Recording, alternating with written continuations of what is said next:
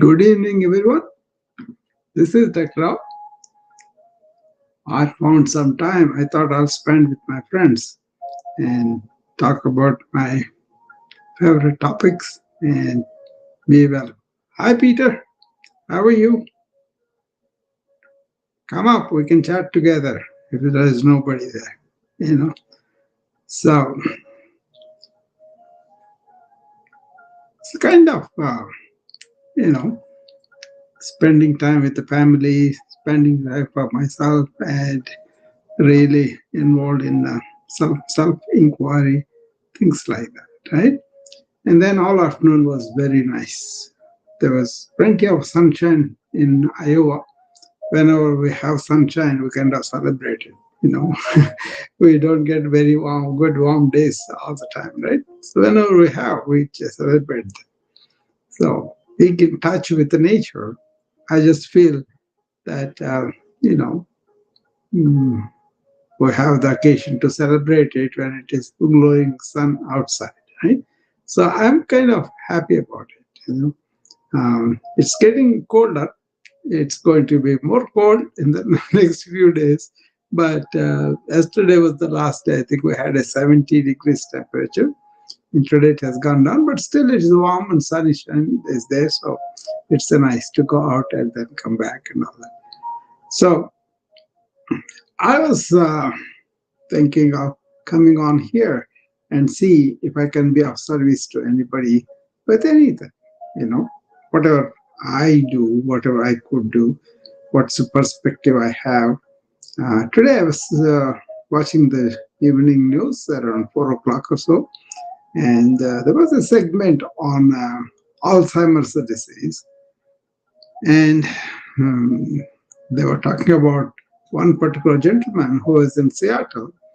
He was supposed to have a gene that is producing Alzheimer's disease for him, but he was supposed to produce as 40 years of age. But he has aged up to be 70 or 75 now and still not manifested. So he intrigued the scientists, and they are studying him and trying to see what is that he has that preventing him from developing the Alzheimer's disease. But other people who has the gene had manifested it much earlier, and they discovered some proteins, but they are not completely clear about it. That interested me quite much because I was really worked with a lot of people who had dementia and Alzheimer's dementia, right? So it's like a long goodbye, like Nancy Reagan said about Ronald Reagan, when he was a very humorous, um, you know, self-deprecating sometimes, and also very uh, jovial, cutting jokes and all that, right? That personality, Nancy Reagan, who knew his personality, saw it going away, fading away completely over the months and years. And she had a very long goodbye, and she was really, uh, you know, saddened by it, obviously. And I've seen not only the Alzheimer's patients, but also the caretakers. They had a much tougher time because they were seeing this personality is going away. So obviously, I was comparing with uh, ancient rishis and yogis do not have this manifestation of dementia, and many of them, even now, the yogis who are really not staying in their persona ego and not having this chatter, mechanical chatter continuously, they have performed with intelligence much higher age groups, right? So they didn't naturally lose their mind and naturally, demented and naturally lost all the personality, and then they kind of died peacefully, but then with real ability to do things for themselves and to be able to let their needs know to the world, things like that. All in all, they were sharp, they had good memory, and so nowadays they are doing studies on people who are doing certain mantras, certain meditation, certain way of keeping their mind very busy, found to be very sharp. And they were producing gamma rays, which is the highest one, which is very, very good. So there's a lot of research that suggests to that. So what are these practices? What are they doing? Suppose we naturally, normally, everybody, we see something and it comes into our mind and then we generate response and then we go from there, right? Um, but the response is not controlled sometimes or controlled by your past conditioning, thinking and all that. So you kind of caught in that network, you know, and then that is going mechanically over and over again, the same thing. They may not have any significance, but people do go through that.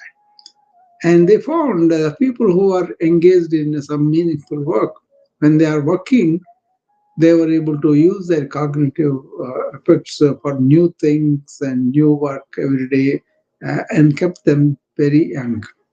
The moment they retired and then they were in their house and doing mindless TV and all that, they kind of deteriorated much faster. They lost their mental faculties much faster.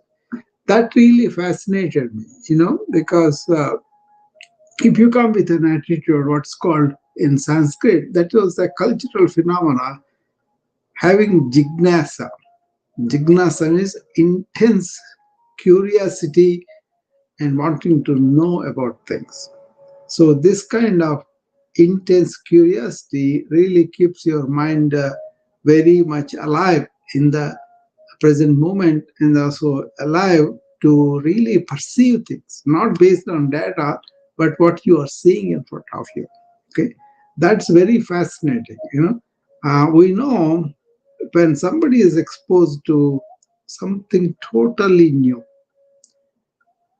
then the new neuron formation happens, and that is what we call new brain formation, like kind of miniature y. So once you understand how you are using your brain, how you are renewing your brain, how you are creating your own elasticity of brain, you could use that to really be well and be sharp in your mind and really creating new cortex in your brain as you go along. You take a new language, new instrument, new surroundings, or new avocations that you were never introduced to. There was another fascinating study for me that was uh, uh, there's a group of jazz musicians, and they were all aging, they were elderly, so they were institutionalized in the nursing homes, right? And they were staying there, but they began to lose interest, they began to lose all their faculties, they became weak and wheelchair bound, some people like that, right? And then for somehow they brought all the old band people together, and then they have revived their vitality just by playing the jazz band. That means the talent that they learned, the musicality that they have, they were able to do it. They were able to connect to the time they were young and vital, and then all that was revived in them. That was very fascinating to me. So anybody who has this elderly and then society says, oh, they're not good enough now, they can be confined to something like a wheelchair or bed and then retire and then don't really want to engage in any activities that are really good for them, good, meaningful for them, or that kind of thing was not there in society. So I kind of have a service here which is called NEW. That is nurturing elderly wise people. Old people, you can drop on the wisdom they already have, their experience, their know-how, their insight into life, and so many things. If you can show them an outlet that where that is useful for them, then they spark, they come with vital energy, and then they really see that they're waking up, right? So try it out with elderly people. And lot generally, what it is they are not useful to produce something, so they can confine them, castigate them to some retirement life. Like you can retire, you can do things according to your capacity, but being curious, being involved, being contributory type, that really keeps them young. Okay, so I just want to implement that my insight into whoever I see, like a Janet, for example, my friend here. She is 69, but she's very curious about things. She wants to really be functional. When I met her here, probably last September or so, then she was not moving that much. But now she got engaged in the morning routine with me and then probably with other people, and she's being more functional, more involved with her grandchildren's life, and more trying to make a bread and involved with other people and all that. Instead of putting her, she cannot do anything, let her rest, and then wither away. We should encourage them to do what they can do, to take interest in what is appeals to them, that kind of thing. Okay. So I have done with a lot of elderly people this approach, and it worked most of the time, provided they show that interest. They want to be that jignasa mode. That is like a questioning mode, always doubting more, or really inquiring about things. That kind of thing is really fascinating. The people who think they are already done, they are ready to die. No, they have a life that they could experience, they could really enjoy, they could touch that uh, happiness and peace and all that, and also do whatever they can. But first of all, they may be physically weak, and they may be having too many thoughts in their life, in their head, and they may be not doing enough measures of wellness measures for vitality. That's the energy that sparks up. You can introduce them to all that. Introduce them to the vital food, into the vital exercise, deep breathing, sleep, and also uh, keep their mind quiet, and then really focus on what is in front of them, and also take interest in life, in things around them, in people around them. So the nursing homes there, I kind of allow them to have these pets, cats, birds, or like the dogs, like that. Some people are allergic to cats, so we should shave off the cat and then take a cat to the people. They allowed them, they enjoyed them. So that segment on Alzheimer's on public channel today really brought on all these things that I have been doing. So if you have any questions on that, you could always come up and ask me about them, and then I'll be happy to engage you on that. Okay. So Peter, you want to come up and talk to me about this? If you are free or able to come, I'm sure he usually comes up. He's the only one who comes up, Janet. So, but I would like to anybody to come up and then discuss that. What is your take on this dementia? What do you think that's causing so much dementia in advanced communities? Do you think you can do something about it? Let's discuss that. So I'm very interested in that because I want to see people uh, vital, energetic, and enjoying their life. Are contributing to life, providing things for other people. Okay, that would be always wonderful to see, right? So it's not just being there, existing without illness, or illness is controlled by medications, but is how you live your time and how much you experience that is good for you and then joyful for you. That's what I aim at all the time. Let them be well, let them be vital, but let them also enjoy, have that joy in life. It's really easy. With small things. Small things. a nursing home patient, I used to direct them, find out what are the residents in that, what is that you can do for them. That kind of attitude gave them real incentive. Get up in the morning and go out and find out what's going on, and then they met the families kind of briefly. Doesn't have to be a long discussion, but that kind of involvement instead of normal routine in nursing home is you get up and you get bathed and dressed and all that, given breakfast and all that, then you're wheeled back into your room, and then you spend there for a while, then you go to therapies, then you have lunch, then you have medications, and then you go to the corridor, and then you go back and stay in the bed or wheelchair for a while.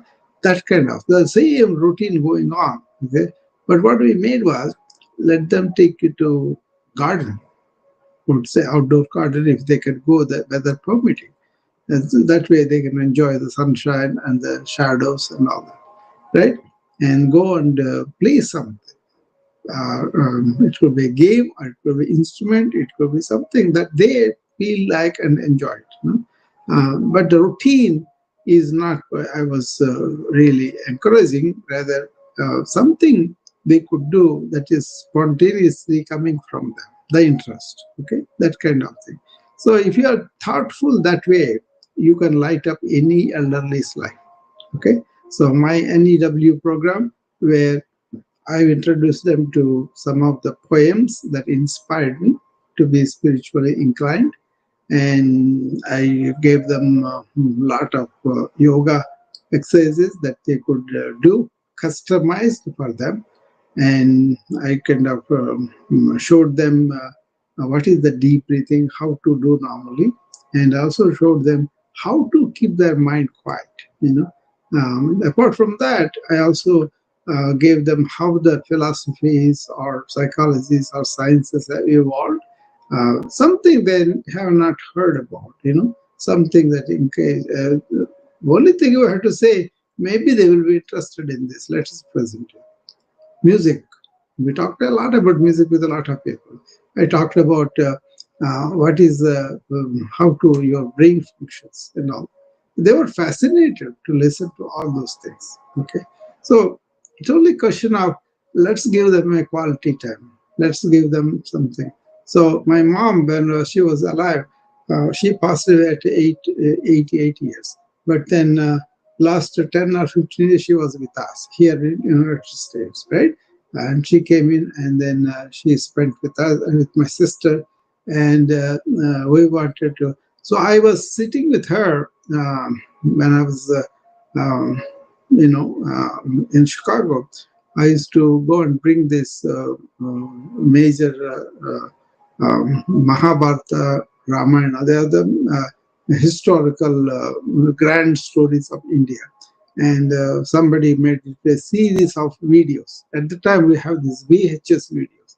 So I used to rent them, and there are 50, 60 for each Ramayana, Bharata, right?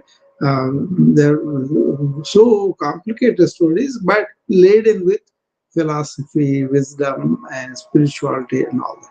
But you got to really look for it and understand the deeper uh, things about the story. Okay, so I used to sit down with my mom, and by herself, she used to see the story, but she could not understand what is the hidden meaning behind it. So one of my satisfaction, I kind of 3 or 4 months in the afternoon when I have 1 or 2 hours, I used to sit down with her, see with her. It's not just to send her there to see it, but see it with her and then discuss the intricacies and all that. And that gave me a lot of satisfaction. And she also was very alive to all the new things, that the same story she heard, but then she is seeing them now in pictures and actors acting up, but also music, songs, and all that. But also my commentary about that. I was very satisfied to do that. So I always talk to my brothers and sisters also. Take care of them when they are alive. Okay? Try make an effort to spend time with them, and then also the time should be quality time.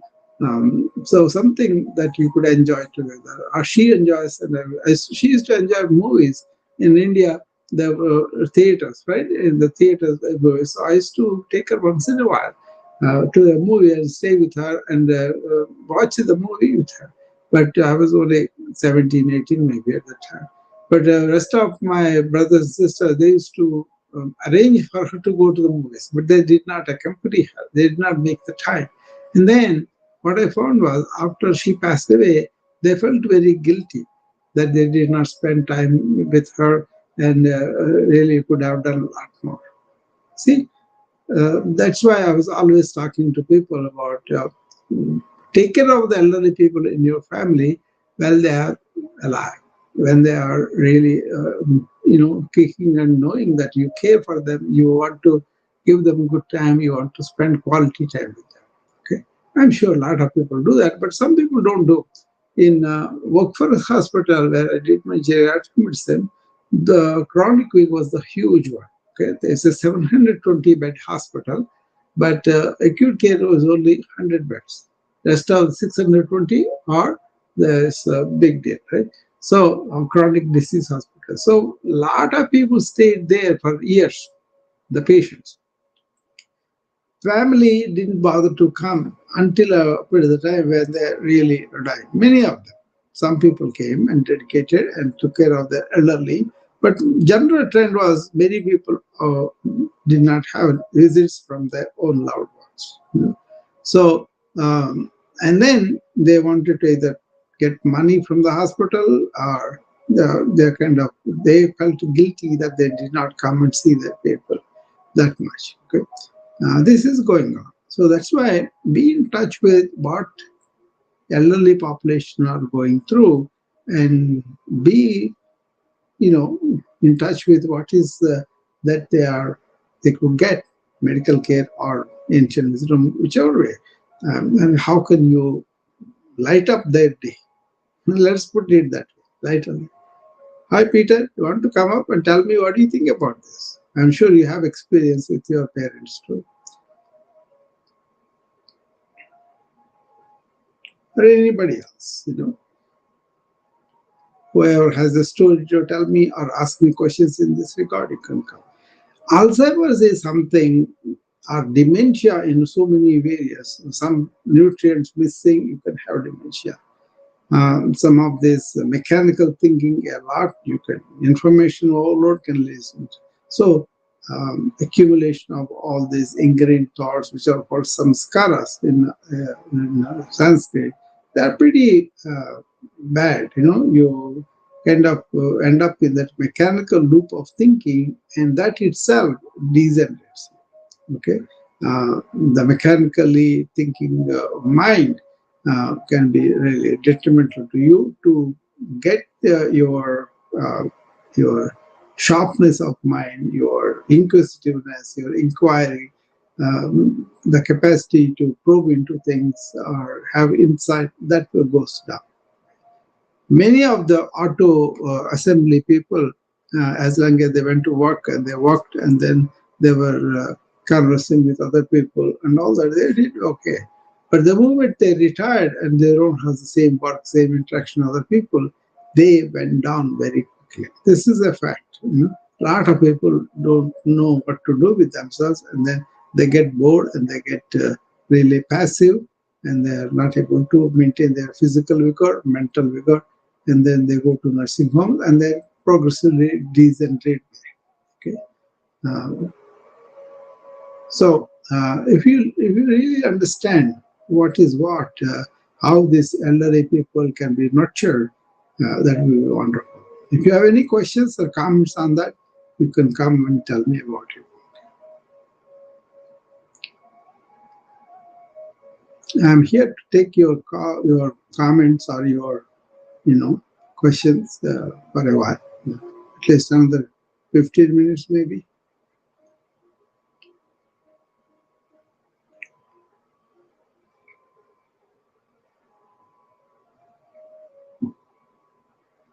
I happen to have a lot of opportunities to do these things, so I'm kind of blessed that way.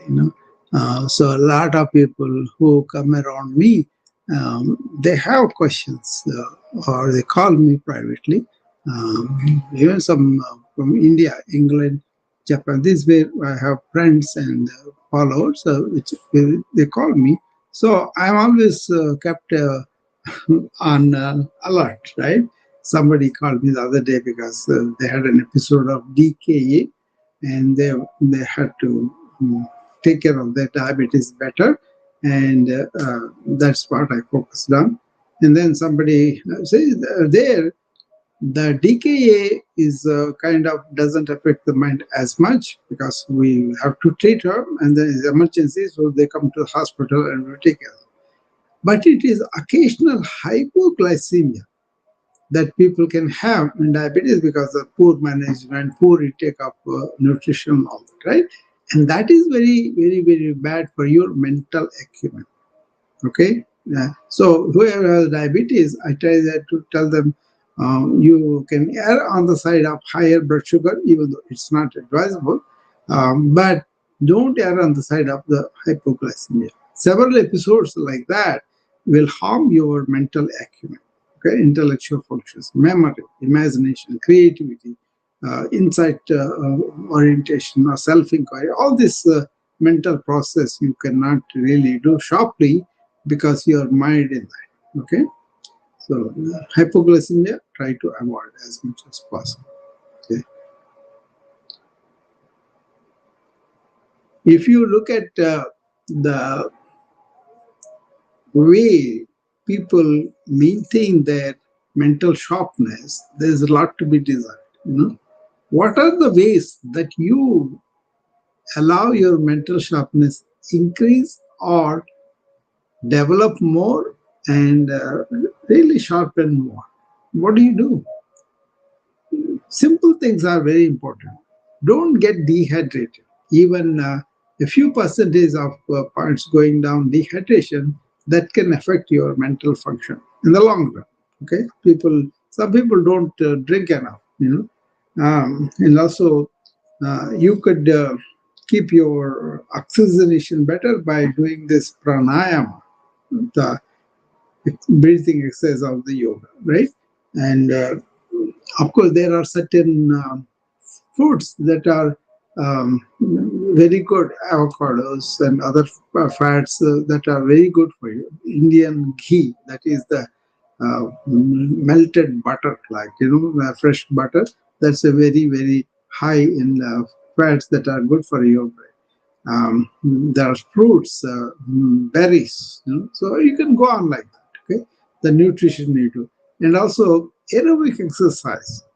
There was a study on in Naperville that I know in Illinois, close to me.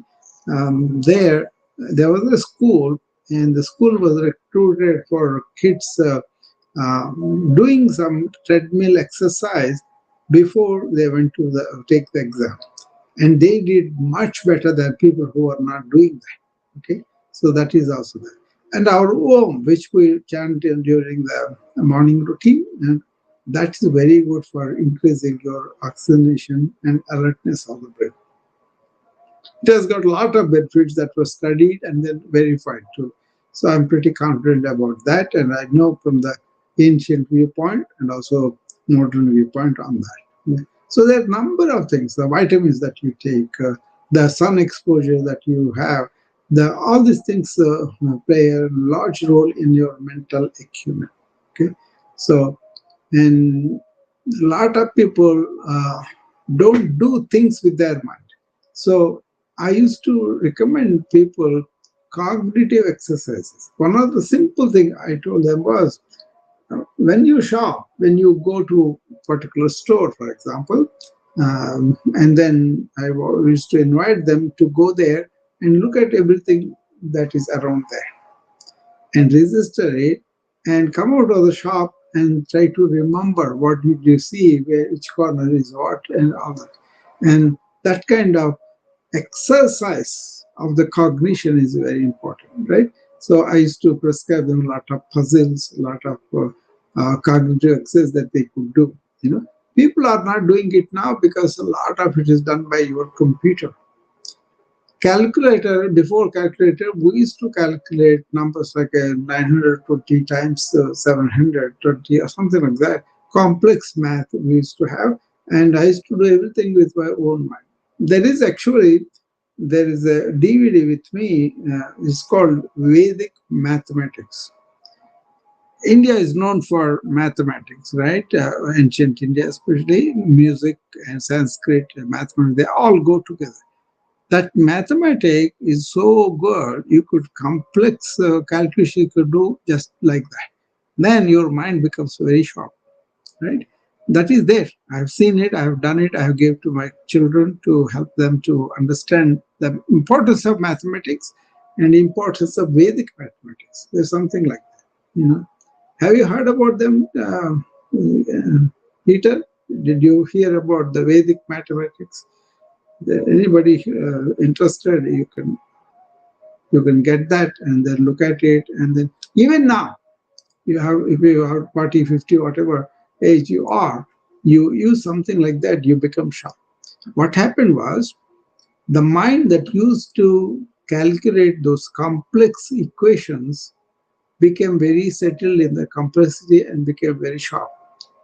The moment the calculator came, that ability to calculate on your own in your brain is kind of receded. And that is what's happening to the much of the dementia is, you are not allowing the mind to exercise, to be vigorous, to be vital. Rather, you depend upon all these things to do this stuff very quickly. You know, now AI is a big concern. Is if the kids that were researching, that were thinking about a certain project, and they were really putting their mind brain to it, and then their own creativity came out, and they were able to do a lot of papers on their own. But now ChatGPT is giving them all those papers, documents, whatever they want, whatever problems they want, it is done in a jiffy, right? And that has got profound problems for the cognitive ability down the line. So watch out for that. Okay. I don't know. I'm going all over probably, you know. So unless you guys come and talk to me, I will be going on like this. Okay. Few more minutes. Do